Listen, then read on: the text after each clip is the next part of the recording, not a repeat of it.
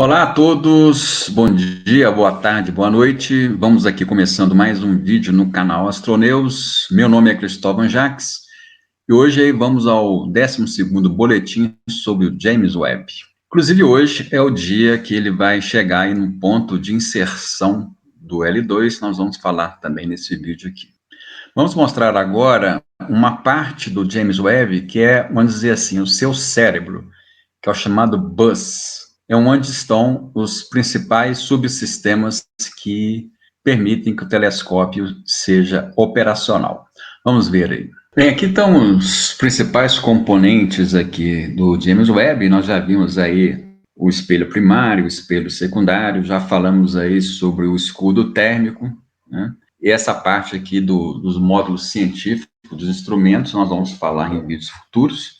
E hoje nós vamos falar dessa parte aqui, ó, que é o buzz, né? Esse buzz aí, ele carrega as principais subsistemas que controlam todo o telescópio espacial. Então, tem, por exemplo, aqui a antena, nós temos aqui o Star Tracker, que é o tracker, né, que é responsável pela navegação do James Webb aí no espaço, que também nós vamos falar especialmente no outro vídeo sobre ele. E essa parte aqui, que é o bus, onde estão montados tudo isso aqui, inclusive o painel solar, é o que nós vamos ver agora. Então, o bus é essa parte aí do James Webb. Aqui estão a parte mais eletrônica dos componentes aí do bus. Aqui os pequenos mini foguetes aqui, né? Propulsores que fazem aí a mudança de trajetória e a correção de trajetória. E também ajudam aí no movimento dele, para ele mudar a atitude, nós vamos falar daqui a pouquinho sobre isso aí, e aqui o painel solar.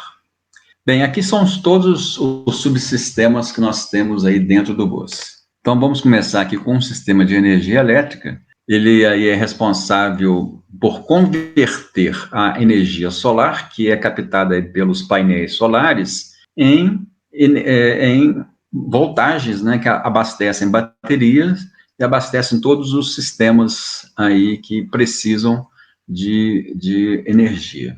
Bem, depois nós temos aí o subsistema de comunicação.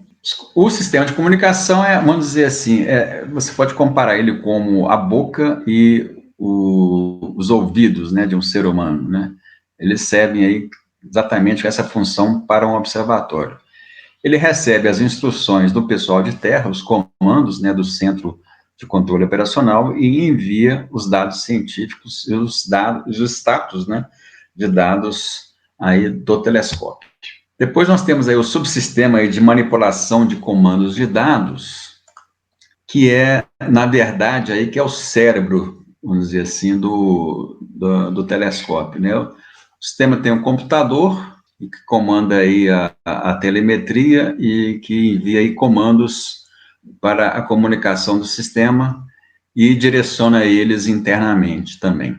Essa parte de dados aí que a gente tem, por exemplo, um HD, né, que é o Solid State Recorder, SSR, que é o que grava as informações, onde também estão aí instalados os programas, os softwares, né, que controlam totalmente o sistema. Aí nós temos aí o sistema de propulsão, né, que nós vamos falar um pouquinho dele mais daqui a pouquinho aí que contém os tanques de combustíveis, né, de propelentes, e também os foguetes, para tanto direcionar o James Webb aí nas suas manobras, como também fazer aí mudanças de posição do James Webb. Nós temos também aí o sistema aí de controle térmico, né? Ele mantém a temperatura operacional aí do bus, porque essa parte do bus, ela fica na parte aí do James Webb, que é o chamado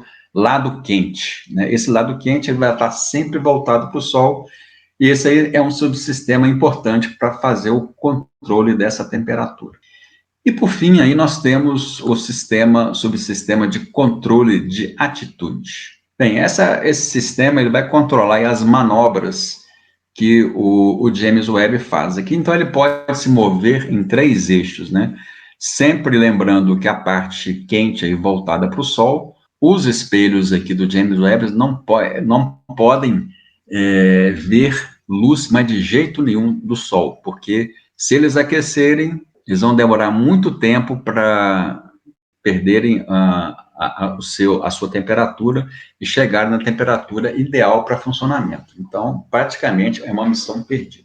Então, o espelho do James Webb, essa parte aqui, desse lado frio, é igual vampiro, né? Não pode ver a luz do Sol. Então, aqui nós temos esse anteparo aqui, que é o escudo térmico. Então, o telescópio, ele pode se mover aqui em 3 eixos, né? Os eixos de atitude aqui. Então, o telescópio pode mover esse eixo aqui 360 graus, né? Dando uma rotação aqui. Ele pode fazer esse movimento aqui, ó, 5 graus para frente e 45 graus para trás, em relação à vertical, em relação a essa linha que vem do Sol aqui. Então, no total, ele pode se mover 50 graus. E esse ângulo também aqui, ó, ele pode fazer um movimento de lado, mais ou menos 5 graus. Então, esses aí são os 3 ângulos, a questão da liberdade para os 3 eixos aqui de funcionamento do telescópio. Então, aí tem mais uma visão aí desse ângulo, né? E lembrando que para cada vez que o James Webb observar, nós vamos ver isso aí também em um outro vídeo para frente, a gente vai ter apenas esses ângulos aqui, 45 graus e mais 5 graus, dando aqui 50 graus de essa liberdade dele se mexer nesse ângulo. Então, com isso, o James Webb, a cada posição do céu que ele estiver, ele só vai enxergar essa parte aqui que está em azul, né? Isso aqui corresponde aproximadamente a 40% do céu. Então, a cada posição que o James Webb vai estar, ele vai ter o céu disponível, 40% do total aqui do céu. Se a gente considerar aqui 360 graus, ele vai pegar uma parte dele aqui, nesses 40%. Mas ao longo do ano, como o James Webb vai estar rodando junto com a Terra, com o Sol, ele vai pegar todo o céu. Então, determinados projetos vão ter que ser feitos em determinadas épocas, justamente por causa dessa restrição. Aqui é uma figura mostrando o esquema aqui dos foguetes. Bem, então aqui nós temos o esquema dos foguetes, nós temos aqui os chamados SCATs. Esses 2 primeiros aqui, na verdade, um é redundância do outro. Tem o primário e tem o seu reserva, caso o primário não funcione. Esses 2 primeiros aqui foram usados para fazer aquelas manobras, a manobra 1 e a manobra 2, que já foram feitas, né? Uma manobra de mudança de curso, que foram feitas usando esses 2 motores aqui. Esses outros 2 aqui vão ser usados justamente hoje para fazer essa terceira manobra e, além disso, para fazer correções de órbita no futuro, serão usados também esses 2 motores aqui do James Webb, esses 2 foguetes aqui, esses propulsores, vamos dizer assim, né? Como vocês podem ver aqui no esquema, nós temos aqui um tanque de tetróxido de nitrogênio, até difícil de falar, né? Tetróxido de nitrogênio. E aqui, desse lado aqui, nós temos a famosa hidrazina, né? Então, esses propulsores aqui, eles vão usar uma mistura dos 2 propelentes, né? Tanto do tetróxido de nitrogênio quanto da hidrazina. E esses 8 aqui que estão aqui, eles vão ser usados principalmente para fazer mudanças aí da atitude que eu mostrei anteriormente, né? Essas mudanças aí de direção do James Webb, além das rodas de reação, eles podem ser usados também, e eles só são alimentados pela hidrazina. Então, esse aqui é o esquema de todos os propelentes, né, que tem um foguete, e também de todos os seus propulsores aqui. E cada par aqui também é um par, o principal e o seu... Tem um principal e o seu reserva aqui. Aí, mais uma vez, a posição aí desses propulsores, né? Aqueles SCATs, eles têm ângulos específicos para serem colocados. Esse aqui, ó, é o MCC 1A e B, essas aqui são as manobras que foram realizadas elas fizeram um ângulo de 20 graus, e essa manobra que vai ser feita hoje é uma manobra aqui de 37 graus, que ela está acoplada aqui no bus, esses foguetes. Lembrando que o James Webb, ele tem aquele lado claro, aquele lado quente e o lado frio. Então, os engenheiros não poderiam colocar um propulsor na frente do telescópio, porque eles iam, com certeza, o espalhamento aí da sua combustão aí no espaço, né? E esses resíduos iriam afetar aí a operação do espelho, além de gerar também calor. Então, na parte fria, ela tem que ser mantida fria, não pode ser gerado calor nela. Então, por isso que esses propulsores foram colocados em lugares muito estratégicos aí do bus. Bem, interessante essa imagem aqui também, mostra aqui o controle que os controladores de terra, né, têm aí do James Webb, mostrando aqui o James Webb, a posição da Terra, e que as coordenadas do J1, J2 e J3 são esses 3 eixos aí, que são referências aí para os operadores e também para os engenheiros que projetaram a parte de software do telescópio, e nós vamos falar depois como é que funciona esses 3 eixos aqui.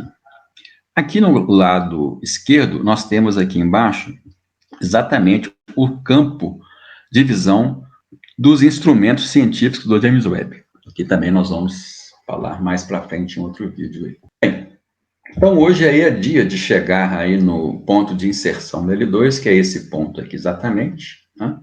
Já fizemos 2 pequenas manobras aqui, ó, uma com meio-dia após o lançamento e a outra 2 dias e meio após o lançamento, que chamam-se Mid-Course Corrections, ou correções de meio, manobras de correções do meio do curso aí, né? Então, aqui nós temos essa órbita, que é exatamente a órbita que o James Webb vai estar se inserindo hoje. Então, ela vai chegar aqui e vai começar a fazer a volta em torno do L2. Então, só relembrando essa manobra aqui de uma outra visão, vai ser assim, e aqui nós temos o ponto L2, aqui mais uma outra visão. Então, aí nós temos também uma visão aí do ponto L2, que é esse ponto aqui é a sombra da Terra projetada no L2, e aqui a órbita que o telescópio vai fazer em torno desse ponto L2, evitando essa sombra aqui da própria Terra, para justamente as suas baterias alimentadas aí pelo painel solar durarem. Então, ele não pode enxergar essa sombra aqui da Terra. Tem um conceito que eu queria falar com vocês aqui, é o chamado esfera de Hill. A esfera de Hill, ela é uma esfera de influência da gravidade de um corpo em relação a outro. Então, por exemplo, a esfera de Hill, que existe entre a Terra e o Sol, sempre a gente, quando calcula uma esfera de Hill, a gente calcula em relação a 2 corpos. Então, tem o Sol e tem a Terra. Então, uma esfera de Hill da Terra em relação ao Sol significa esse 1,5 milhão de quilômetros do centro aqui da Terra. Então, tudo que estiver dentro dessa esfera tem uma predominância da gravidade da Terra estar atuando sobre ele. O que estiver fora dessa esfera de Hill, o Sol vai ter essa predominância. Então, por exemplo, vamos supor que um asteroide passe por aqui. Esse asteroide, quando ele entrar dentro da esfera de Hill, ele vai sofrer mais influência da Terra do que influência do Sol. Mas não quer dizer que ele entrando aqui na esfera de Hill, como muitos entram aí por ano, não quer dizer que esse asteroide vai ser atraído para a Terra. Tá? Ele, dependendo da velocidade dele, ele vai passar aqui, sofrer uma pequena deflexão e ir embora. Tá? É importante entender esse conceito da esfera de Hill para a gente entender os próximos passos aqui que eu vou mostrar. E também existe uma esfera de Hill entre a Terra e a Lua. Aí você tem que calcular exatamente essa esfera de Hill para esses 2 corpos celestes. Mas aí nós vamos explicar também depois isso mais para frente. Bem, e uma pergunta que fazem bastante para a gente aqui, que eu estou tentando aqui encontrar vários diagramas para mostrar essa questão, é que muitos não entendem por que um ponto sem massa, como o ponto L2, que é esse aqui do meio, um corpo pode orbitá-lo, né? Então, eu achei essa figura aqui interessante, porque ela mostra exatamente aqui as regiões onde cada gravidade do Sol e da Terra, eles prevalecem. Então, aqui do lado esquerdo, supondo que a Terra está aqui para a esquerda, prevalece aqui a gravidade do Sol, a gravidade da Terra, desculpe, né? Por causa exatamente daquele conceito que eu expliquei anteriormente, da esfera de Rio. E esse outro cone aqui é como se fossem dois cocos aqui, né? Esse outro formato aqui, ele é exatamente as linhas de gravidade, é o campo de gravitacional do Sol interferindo aqui no ponto L2. Então, esse ponto L2 é um ponto muito específico aí do espaço, onde, vamos dizer assim, a gravidade do Sol e a gravidade da Terra, eles ficam aqui brigando, né, na verdade, em balanço aqui, por esse ponto L2. Então, dentro desse ponto L2 aqui, você pode fazer essas manobras aqui, ó, tranquilamente, porque eles não vão sofrer a influência desses campos gravitacionais, nem do Sol, nem da Terra, porque essa parte aqui, em branco, está em equilíbrio, e essas setas aqui mostram o vetor de gravidade nesse ponto, que é exatamente o L2. Então, o ponto L2, gente, ele é um ponto muito específico no espaço, e eu acho que por essa figura aqui, dá para começar a ter uma ideia por que eles colocaram o James Webb em torno desse ponto aqui. Vamos, então, ver o site de status aqui da missão, como foi feita a inserção aí na órbita do ponto L2. Vamos ver aqui. Então, pessoal, a órbita aqui do James Webb foi feita com perfeição, aí a inserção, né, chamado L2 Insertion Burn, né, ou manobra aí de inserção no ponto L2. Ela foi feita aí com sucesso. A manobra demorou aproximadamente 5 minutos. Aqueles foguetes que eu mostrei anteriormente aí dispararam durante 5 minutos. Foi perfeitamente inserida aí na órbita planejada. Aqui nós temos o diagrama aqui da própria NASA, né, mostrando aqui a trajetória do James Webb. Aqui o ponto de inserção. E aqui, então, entrou na órbita aí, em halo do James Webb, né? Você pode notar que a órbita é um pouco inclinada, se a gente for adotar aqui a eclíptica como referência, né, o plano de órbita da Terra. Então, a velocidade atual é 0,2 km por segundo, e deve se manter aí nessa velocidade, lembrando que essa aqui é a velocidade relativa à velocidade da Terra. Então já cumpriu aí 100% da distância para o L2, já está inserido nessa órbita L2, aí nós vamos para os próximos passos, que agora vai começar o comissionamento do observatório, ou seja, a calibração dos instrumentos, a calibração do espelho, e a calibração de todo esse equipamento trabalhando junto no espaço, o que deve demorar aí de 5 a 6 meses, possivelmente demora 5 meses, pelo menos 3 meses vai demorar aí a parte de alinhamento do espelho, e o James Webb ainda tem que chegar na sua temperatura de trabalho, então ele está resfriando mais ainda. Então é isso aí, pessoal. Então, boas notícias, essa é uma etapa muito importante da missão, porque também se ela não fosse realizada, a missão estaria, como diz aqui, no sal, né? Não salvaria a missão, e essa foi uma etapa fundamental para ele entrar em órbita aí do ponto lagrangiano L2, ok? Então, retornaremos em breve com mais um boletim e com outras informações aí sobre o comissionamento e o resfriamento aí do James Webb, assim como outros detalhes aí da missão, que eu acho que seria interessante passar para vocês aí. Um obrigado a todos e em té.